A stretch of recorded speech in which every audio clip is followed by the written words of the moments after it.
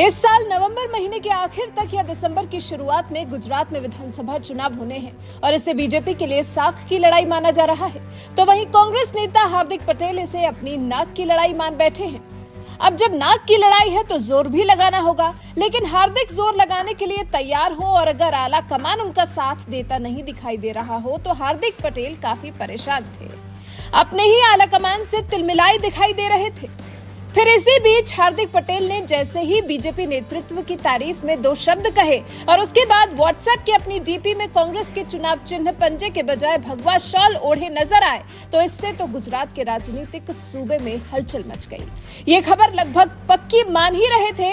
इधर उधर से खबर पर मोहर लगाने के लिए पत्रकार सब दौड़ ही रहे थे कि इतने में हार्दिक पटेल खुद सामने आ गए और सुनिए बीजेपी ज्वाइन करने की अटकलों पर हार्दिक पटेल का क्या कुछ कहना है। भाजपा में जो जा रहे हो ऐसी बातें चल रही है, कितनी बात सच है? देखिए, लोग बहुत कुछ बातें करेंगे। मैंने जब अमेरिका में जॉन बाइडेन चुनाव जीते तो मैंने उनकी तारीफ की, क्योंकि उनकी जो वहाँ की वाइस प्रेसिडेंट है वो इंडिया की थी। तो क्या मैं जॉन बाइडेन की पार्टी में घुसने वाला हूँ? अगर दुश्मन कोई अच्छा भी हो और उसकी कोई तारीफ करने वाली चीज़ हो तो हमें राजनीति में वो भी ध्यान रखना पड़ेगा। अगर वो निर्णय शक्ति पावरफुल करते हैं तो हमें भी पावरफुल निर्णय लेने पड़ेंगे ना, तुरंत निर्णय लेने पड़ेंगे। अगर समय व्यतीत करोगे तो लोग उससे दूर भागते हैं। बहुत सारे नौजवान ऐसे हैं जो पार्टी के लिए काम करना चाहते हैं, जो पार्टी की मजबूत करना चाहते हैं। ऐसे नौजवानों को बस जगह मिले, यही मेरी बात है और वो बात मैं खुल के कहता हूँ। लोकतंत्र में यही तो फ्रीडम है कि आप पापा से भी सवाल कीजिए, सत्ता से भी कीजिए और अपने लोगों से भी कीजिए। हार्दिक ने अपनी भगवा ओढ़ने और बीजेपी ज्वाइन करने की सभी संभावनाओं को खारिज कर दिया है। हार्दिक पटेल ने बीजेपी की तारीफ करने से बाइडेन की तारीफ करने को जोड़ दिया है और राहुल गांधी, प्रियंका गांधी नहीं बल्कि अपने प्रदेश नेतृत्व से परेशान होने की बात कही है।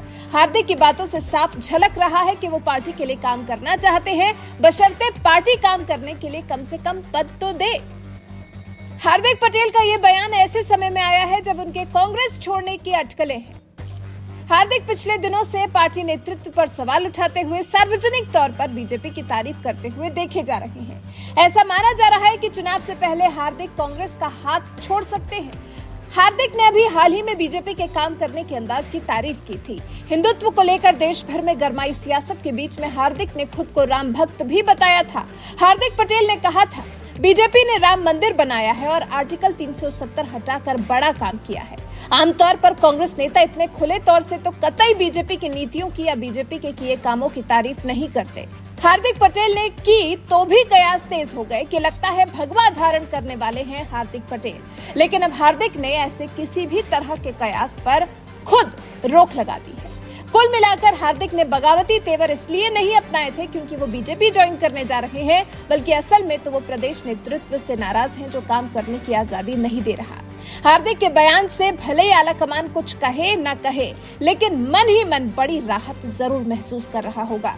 आपको बता दें, इस साल नवंबर दिसंबर में गुजरात में विधानसभा चुनाव होने वाले हैं। चुनाव से पहले पाटीदार नेता नरेश पटेल को पार्टी में शामिल करने के कांग्रेस के प्रयासों से हार्दिक नाराज है और उनका मानना है कि अगर नरेश पार्टी में शामिल होते हैं तो पाटीदार समुदाय के नेता के रूप में हार्दिक का प्रभाव खत्म हो जाएगा। हार्दिक ने कांग्रेस की कामकाज की शैली की भी आलोचना की थी, जिसके एक हफ्ते बाद अपने विचार से उन्होंने पार्टी को अवगत भी कराया। लेकिन उसके बाद जब बीजेपी की तारीफ कर दी तब से कांग्रेस की सांसें फूलने लगी थी। फिर जब डीपी बदलकर भगवा चोला ओढ़ लिया, उससे टेंशन थोड़ी ज्यादा बढ़ गई। लेकिन आखिरकार सभी अटकलों को हार्दिक पटेल ने खुद ही खारिज कर दिया। वैसे आप हार्दिक पटेल को लेकर क्या कहना चाहते हैं? क्या हार्दिक अभी पिछले 2-3 दिन से जो इशारे दे रहे थे वो बीजेपी में जाने के नहीं थे? आप इस बारे में अपने विचार हमारे साथ जरूर साझा करें।